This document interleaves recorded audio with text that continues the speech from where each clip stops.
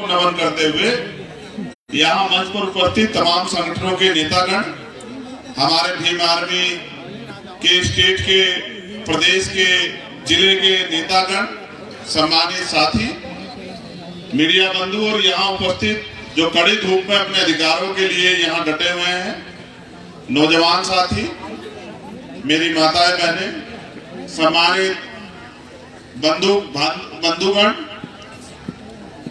आपकी जायज मांग है। मुझे उम्मीद थी कि इतना बड़ा आंदोलन आप लोग लंबे समय से कर रहे हैं, सरकार आपकी मांग को सुनेगी, लेकिन किन्हीं कारणों से सरकार ने आपकी मांग को नहीं सुना।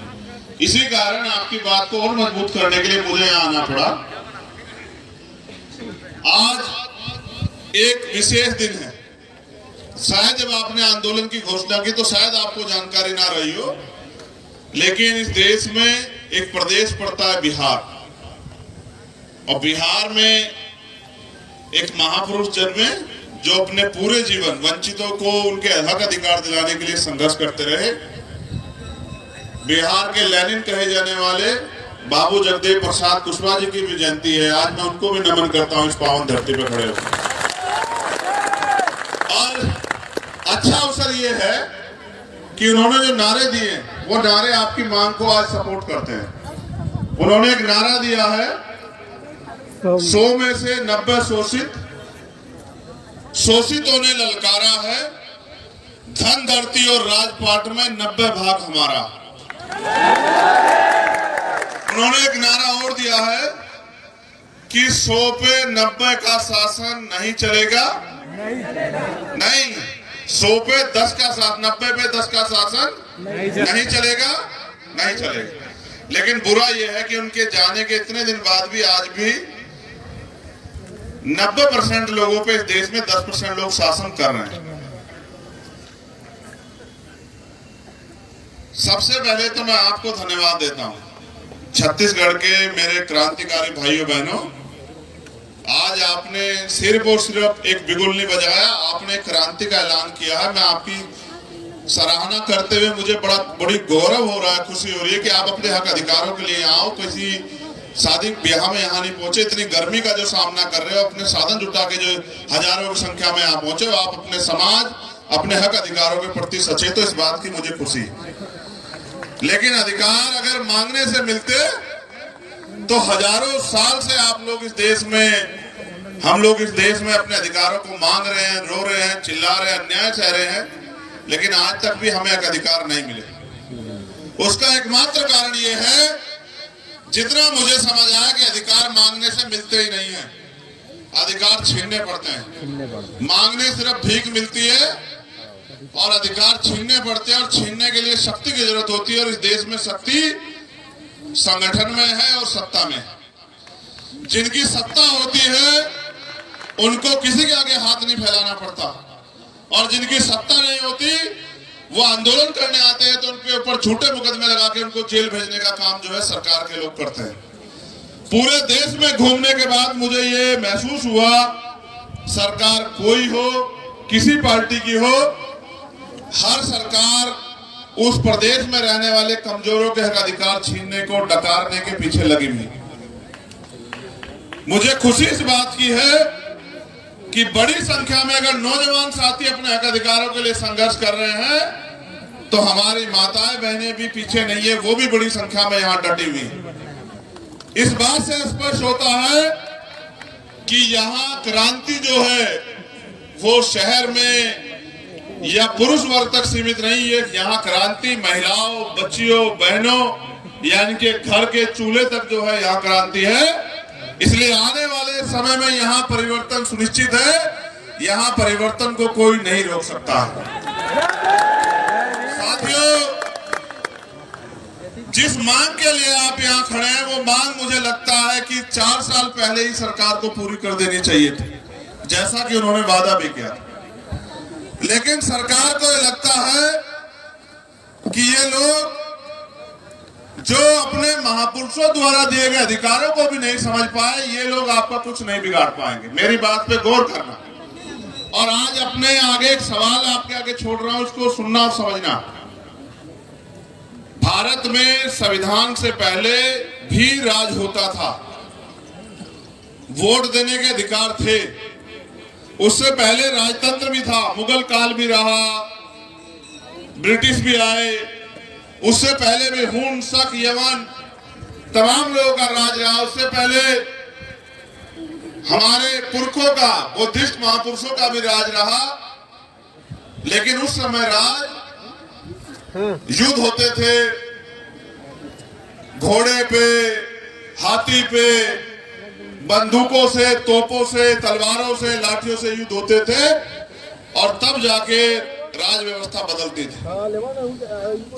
इस बात को समझते हुए बाबा साहब अम्बेडकर ने इस देश में जब लोकशाही के लिए प्रयास किया तो उनके मन में सपना था कि ये अधिकार जो हमारे लोगों को अभी तक नहीं मिले, जिनको मैं संविधान में तो लिखित कर रहा हूं, लेकिन ये मिलेंगे तभी जब हमारे लोग वोट की वैल्यू को समझ के और अपनी वोट का सही प्रयोग करके इस प्रदेश और देश में अपनी शासन सत्ता स्थापित करेंगे।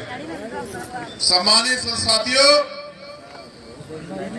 इस देश, पूरी दुनिया के सबसे बड़े लोकतंत्र में सबसे बड़ा मजाक ये है कि जितने परसेंट वोट से सरकार बनती है उससे ज्यादा परसेंट लोग वोट डालने ही नहीं जाते। अगर आपके याद हो, छत्तीसगढ़ की जो सरकार बनी होगी, वोटिंग परसेंटेज 60, 62, 65% रहा होगा।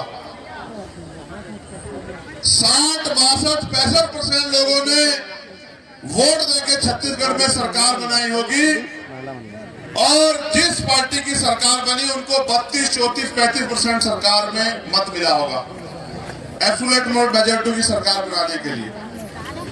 लेकिन आप महसूस करो, नमन करते हुए यहाँ मंच पर उपस्थित तमाम संगठनों के नेतागण, हमारे भीम आर्मी के स्टेट के, प्रदेश के, जिले के नेतागण, सम्मानित साथी, मीडिया बंधु और यहाँ उपस्थित जो कड़ी धूप में अपने अधिकारों के लिए यहाँ डटे हुए हैं, नौजवान साथी, मेरी माताएं बहनें, सम्मानित बंधुगण, आपकी जायज मांग है। मुझे उम्मीद थी कि इतना बड़ा आंदोलन आप लोग लंबे समय से कर रहे हैं, सरकार आपकी मांग को सुनेगी, लेकिन किन्हीं कारणों से सरकार ने आपकी मांग को नहीं सुना। इसी कारण आपकी बात को और मजबूत करने के लिए मुझे यहाँ आना पड़ा। आज एक विशेष दिन है। शायद जब आपने आंदोलन की घोषणा की तो शायद आपको जानकारी ना रही हो, लेकिन इस देश में एक प्रदेश पड़ता है बिहार, और बिहार में एक महापुरुष जन्मे जो अपने पूरे जीवन वंचितों को उनके हक अधिकार दिलाने के लिए संघर्ष करते रहे। बिहार के लेनिन कहे जाने वाले बाबू जगदेव प्रसाद कुशवाहा जी की भी जयंती है। आज मैं उनको भी नमन करता हूं इस पावन धरती पर खड़े होकर। और अच्छा अवसर ये है कि उन्होंने जो नारे दिए वो नारे आपकी मांग को आज सपोर्ट करते हैं। उन्होंने एक नारा दिया है, 100 में से 90 शोषित, शोषितों ने ललकारा है, धन धरती और राजपाट में 90 भाग हमारा। उन्होंने एक नारा और दिया है कि 100 पे 90 का शासन नहीं चलेगा, नहीं, 100 पे 10 का शासन, 90 पे 10 का शासन नहीं चलेगा, नहीं चलेगा। लेकिन बुरा यह है कि उनके जाने के इतने दिन बाद भी आज भी 90% लोगों पे इस देश में 10% लोग शासन कर रहे हैं। सबसे पहले तो मैं आपको धन्यवाद देता हूं, छत्तीसगढ़ के मेरे क्रांतिकारी भाइयों बहनों। आज आपने सिर्फ और सिर्फ एक बिगुल नहीं बजाया, आपने क्रांति का ऐलान किया है। मैं आपकी सराहना करते हुए मुझे बड़ी गौरव हो रहा है, खुशी हो रही है कि आप अपने हक अधिकारों के लिए आओ, किसी शादी ब्याह में यहाँ नहीं पहुंचे, इतनी गर्मी का जो सामना कर रहे हो, अपने साधन जुटा के जो हजारों की संख्या में यहाँ पहुंचे, आप अपने समाज, अपने हक अधिकारों के प्रति सचेत हो, इस बात की मुझे खुशी है। लेकिन अधिकार अगर मांगने से मिलते तो हजारों साल से आप लोग इस देश में, हम लोग इस देश में अपने अधिकारों को मांग रहे हैं, रो रहे हैं, चिल्ला रहे हैं, अन्याय सह रहे हैं, लेकिन आज तक भी हमें एक अधिकार नहीं मिले। उसका एकमात्र कारण ये है, जितना मुझे समझ आया कि अधिकार मांगने से मिलते ही नहीं है, अधिकार छीनने पड़ते हैं। मांगने सिर्फ भीख मिलती है, और अधिकार छीनने पड़ते हैं, और छीनने के लिए शक्ति की जरूरत होती है, और इस देश में शक्ति संगठन में है और सत्ता में है। जिनकी सत्ता होती है उनको किसी के आगे हाथ नहीं फैलाना पड़ता, और जिनकी सत्ता नहीं होती वो आंदोलन करने आते हैं तो उनके ऊपर झूठे मुकदमे लगा के उनको जेल भेजने का काम जो है सरकार के लोग करते हैं। पूरे देश में घूमने के बाद मुझे ये महसूस हुआ, सरकार कोई हो, किसी पार्टी की हो, हर सरकार उस प्रदेश में रहने वाले कमजोरों के हक अधिकार छीनने को डकारने के पीछे लगी हुई। मुझे खुशी इस बात की है कि बड़ी संख्या में अगर नौजवान साथी अपने हक अधिकारों के लिए संघर्ष कर रहे हैं तो हमारी माताएं बहनें भी पीछे नहीं है, वो भी बड़ी संख्या में यहां डटी हुई है। इस बात से स्पष्ट होता है कि यहाँ क्रांति जो है वो शहर में या पुरुष वर्ग तक सीमित नहीं है। यहाँ क्रांति महिलाओं, बच्चियों, बहनों यानी कि घर के चूल्हे तक जो है यहाँ क्रांति है। इसलिए आने वाले समय में यहाँ परिवर्तन सुनिश्चित है, यहाँ परिवर्तन को कोई नहीं रोक सकता। साथियों, जिस मांग के लिए आप यहाँ खड़े हैं वो मांग मुझे लगता है कि 4 साल पहले ही सरकार को पूरी कर देनी चाहिए थी, जैसा कि उन्होंने वादा भी किया। लेकिन सरकार को ये लगता है कि ये लोग जो अपने महापुरुषों द्वारा दिए गए अधिकारों को भी नहीं समझ पाए, ये लोग आपका कुछ नहीं बिगाड़ पाएंगे। मेरी बात पे गौर करना। और आज अपने आगे एक सवाल आपके आगे छोड़ रहा हूं, इसको सुनना और समझना। भारत में संविधान से पहले भी राज होता था, वोट देने के अधिकार थे। उससे पहले राजतंत्र भी था, मुगल काल भी रहा, ब्रिटिश भी आए, उससे पहले भी हुन, शक, यमन तमाम लोगों का राज रहा। उससे पहले हमारे पुरखों का, बुद्धिस्ट महापुरुषों का भी राज रहा।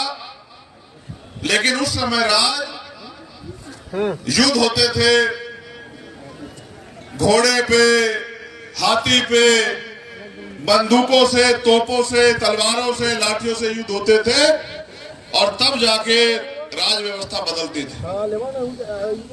इस बात को समझते हुए बाबा साहब अम्बेडकर ने इस देश में जब लोकशाही के लिए प्रयास किया तो उनके मन में सपना था कि ये अधिकार जो हमारे लोगों को अभी तक नहीं मिले, जिनको मैं संविधान में तो लिखित कर रहा हूं, लेकिन ये मिलेंगे तभी जब हमारे लोग वोट की वैल्यू को समझ के और अपनी वोट का सही प्रयोग करके इस प्रदेश और देश में अपनी शासन सत्ता स्थापित करेंगे। सम्मानित साथियों, इस देश, पूरी दुनिया के सबसे बड़े लोकतंत्र में सबसे बड़ा मजाक ये है कि जितने % वोट से सरकार बनती है उससे ज्यादा % लोग वोट डालने ही नहीं जाते। अगर आपके याद हो, छत्तीसगढ़ की जो सरकार बनी होगी, वोटिंग परसेंटेज 60, 62, 65% रहा होगा। 60, 62, 65% लोगों ने वोट देके छत्तीसगढ़ में सरकार बनाई होगी, और जिस पार्टी की सरकार बनी उनको 32, 34, 35% सरकार में मत मिला होगा एब्सोल्यूट मेजॉरिटी की सरकार बनाने के लिए। लेकिन आप महसूस करो, नमन करते हुए यहाँ मंच पर उपस्थित तमाम संगठनों के नेतागण, हमारे भीम आर्मी के स्टेट के, प्रदेश के, जिले के नेतागण, सम्मानित साथी, मीडिया बंधु और यहाँ उपस्थित जो कड़ी धूप में अपने अधिकारों के लिए यहाँ डटे हुए हैं नौजवान साथी, मेरी माताएं बहनें, सम्मानित बंधुगण, आपकी जायज मांग है। मुझे उम्मीद थी कि इतना बड़ा आंदोलन आप लोग लंबे समय से कर रहे हैं, सरकार आपकी मांग को सुनेगी, लेकिन किन्हीं कारणों से सरकार ने आपकी मांग को नहीं सुना। इसी कारण आपकी बात को और मजबूत करने के लिए मुझे यहाँ आना पड़ा। आज एक विशेष दिन है। शायद जब आपने आंदोलन की घोषणा की तो शायद आपको जानकारी ना रही हो, लेकिन इस देश में एक प्रदेश पड़ता है बिहार, और बिहार में एक महापुरुष जन्मे जो अपने पूरे जीवन वंचितों को उनके हक अधिकार दिलाने के लिए संघर्ष करते रहे। बिहार के लेनिन कहे जाने वाले बाबू जगदेव प्रसाद कुशवाहा जी की भी जयंती है। आज मैं उनको भी नमन करता हूं इस पावन धरती पर खड़े होकर। और अच्छा अवसर ये है कि उन्होंने जो नारे दिए वो नारे आपकी मांग को आज सपोर्ट करते हैं। उन्होंने एक नारा दिया है 100 में से 90 शोषितों ने ललकारा है, धन धरती और राजपाट में 90 भाग हमारा। उन्होंने एक नारा और दिया है कि 100 पे 90 का शासन नहीं चलेगा, नहीं 100 पे 10 का शासन, 90 पे 10 का शासन नहीं चलेगा, नहीं चलेगा। लेकिन बुरा यह है कि उनके जाने के इतने दिन बाद भी आज भी 90% लोगों पे इस देश में 10% लोग शासन कर रहे हैं। सबसे पहले तो मैं आपको धन्यवाद देता हूं, छत्तीसगढ़ के मेरे क्रांतिकारी भाइयों बहनों।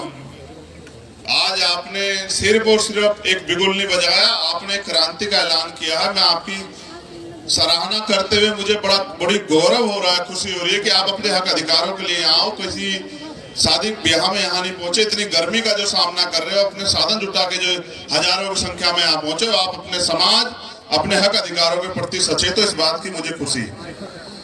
लेकिन अधिकार अगर मांगने से मिलते तो हजारों साल से आप लोग इस देश में, हम लोग इस देश में अपने अधिकारों को मांग रहे हैं, रो रहे हैं, चिल्ला रहे हैं, अन्याय सह रहे हैं, लेकिन आज तक भी हमें एक अधिकार नहीं मिले। उसका एकमात्र कारण ये है, जितना मुझे समझ आया कि अधिकार मांगने से मिलते ही नहीं है, अधिकार छीनने पड़ते हैं। मांगने सिर्फ भीख मिलती है और अधिकार छीनने पड़ते हैं, और छीनने के लिए शक्ति की जरूरत होती है। और इस देश में शक्ति संगठन में है और सत्ता में है। जिनकी सत्ता होती है उनको किसी के आगे हाथ नहीं फैलाना पड़ता, और जिनकी सत्ता नहीं होती वो आंदोलन करने आते हैं तो उनके ऊपर झूठे मुकदमे लगा के उनको जेल भेजने का काम जो है सरकार के लोग करते हैं। पूरे देश में घूमने के बाद मुझे ये महसूस हुआ, सरकार कोई हो, किसी पार्टी की हो, हर सरकार उस प्रदेश में रहने वाले कमजोरों के हक अधिकार छीनने को, डकारने के पीछे लगी हुई। मुझे खुशी इस बात की है कि बड़ी संख्या में अगर नौजवान साथी अपने हक अधिकारों के लिए संघर्ष कर रहे हैं तो हमारी माताएं बहनें भी पीछे नहीं है, वो भी बड़ी संख्या में यहाँ डटी हुई। इस बात से स्पष्ट होता है कि यहाँ क्रांति जो है वो शहर में या पुरुष वर्ग तक सीमित नहीं है। यहाँ क्रांति महिलाओं, बच्चियों, बहनों, यानी कि घर के चूल्हे तक जो है यहाँ क्रांति है। इसलिए आने वाले समय में यहाँ परिवर्तन सुनिश्चित है, यहाँ परिवर्तन को कोई नहीं रोक सकता। साथियों, जिस मांग के लिए आप यहाँ खड़े हैं वो मांग मुझे लगता है कि 4 साल पहले ही सरकार को पूरी कर देनी चाहिए थी, जैसा कि उन्होंने वादा भी किया। लेकिन सरकार को ये लगता है कि ये लोग जो अपने महापुरुषों द्वारा दिए गए अधिकारों को भी नहीं समझ पाए, ये लोग आपका कुछ नहीं बिगाड़ पाएंगे। मेरी बात पे गौर करना। और आज अपने आगे एक सवाल आपके आगे छोड़ रहा हूं, उसको सुनना और समझना। भारत में संविधान से पहले भी राज होता था, वोट देने के अधिकार थे। उससे पहले राजतंत्र भी था, मुगल काल भी रहा, ब्रिटिश भी आए, उससे पहले भी हुन, शक, यवन, तमाम लोगों का राज रहा। उससे पहले हमारे पुरखों का, बुद्धिस्ट महापुरुषों का भी राज रहा। लेकिन उस समय राज युद्ध होते थे, घोड़े पे, हाथी पे, बंदूकों से, तोपों से, तलवारों से, लाठियों से युद्ध होते थे, और तब जाके राज व्यवस्था बदलती थी। इस बात को समझते हुए बाबा साहब अम्बेडकर ने इस देश में जब लोकशाही के लिए प्रयास किया तो उनके मन में सपना था कि ये अधिकार जो हमारे लोगों को अभी तक नहीं मिले, जिनको मैं संविधान में तो लिखित कर रहा हूं, लेकिन ये मिलेंगे तभी जब हमारे लोग वोट की वैल्यू को समझ के और अपनी वोट का सही प्रयोग करके इस प्रदेश और देश में अपनी शासन सत्ता स्थापित करेंगे। सम्मानित साथियों, इस देश पूरी दुनिया के सबसे बड़े लोकतंत्र में सबसे बड़ा मजाक ये है कि जितने परसेंट वोट से सरकार बनती है उससे ज्यादा परसेंट लोग वोट डालने ही नहीं जाते। अगर आपके याद हो, छत्तीसगढ़ की जो सरकार बनी होगी वोटिंग परसेंटेज 60, 62, 65% रहा होगा। 60, 62, 65% लोगों ने वोट देके छत्तीसगढ़ में सरकार बनाई होगी और जिस पार्टी की सरकार बनी उनको 32, 34, 35% सरकार में मत मिला होगा एब्सोल्यूट मेजॉरिटी की सरकार बनाने के लिए। लेकिन आप महसूस करो